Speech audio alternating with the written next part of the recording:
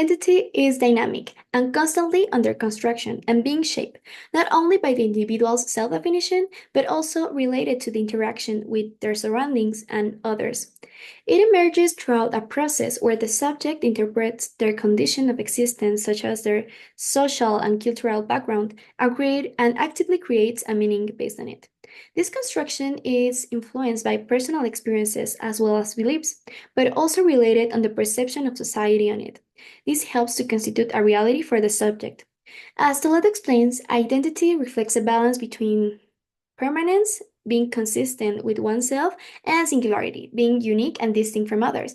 This could be seen throughout history, where individuals simultaneously transform their surroundings and adapt to them, forming communities with shared beliefs and ways of thinking.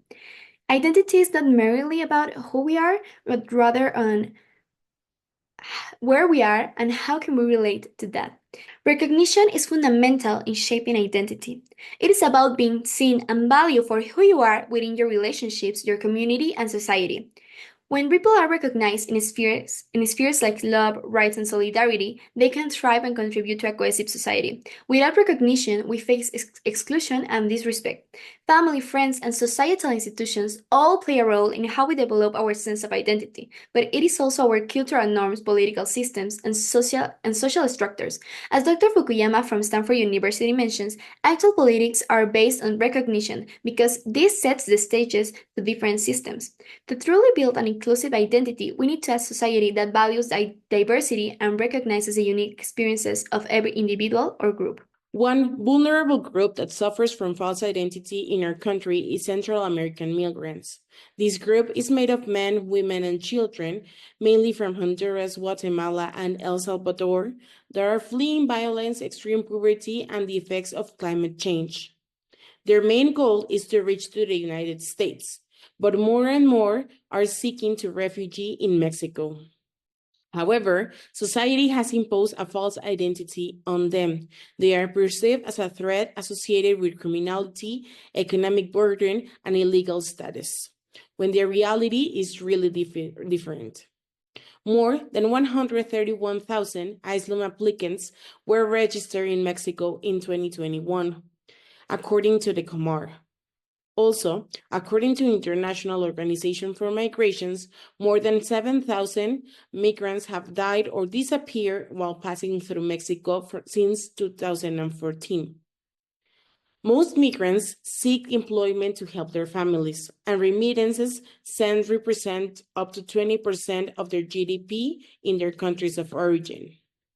It is really important for us to understand this because recognizing their true identity allows us to understand that they are people fleeing extreme situations and that they deserve respect and opportunities in our country.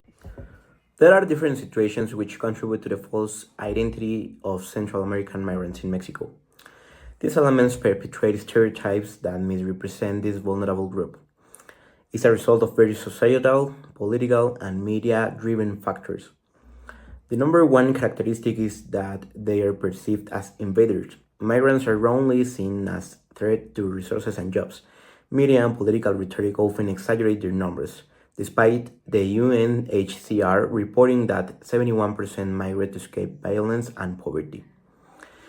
The second is criminalization. Migrants are unfairly linked to crime, though Amnesty International found that 68% are victims of violence during their journey, often from organized crime or corruption.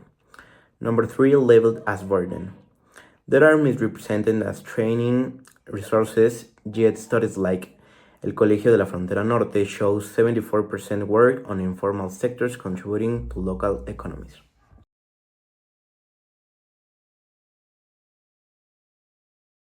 Despite their significant contributions to society, migrants often face discrimination and prejudice. The biggest challenge for migrants includes unemployment with 44%, financial struggles with 16.1%, and general discrimination with 13.2%. For example, 36.2% of Mexicans believe that neighborhood conflicts are partly due to differences in origin. Similarly, 20% think that foreigners weaken local traditions, and the same percentage feel there are too many foreigners. This perception fuels the idea that migrants are seen as invaders, further alienating them from local communities. Discrimination is a common experience, with 31.5% of migrants reporting incidents in the past 5 years. Many face uncomfortable looks or attitudes, with 16.7%, insults with 15.6%, and even unjustified detentions with 9.5%.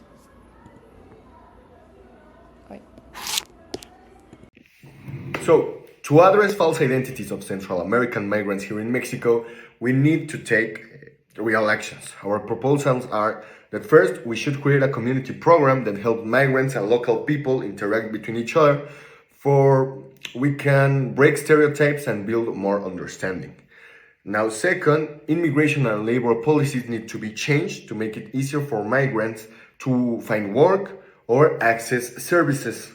These two actions will help to create a more inclusive society where migrants are recognized for who they really are, which are humans.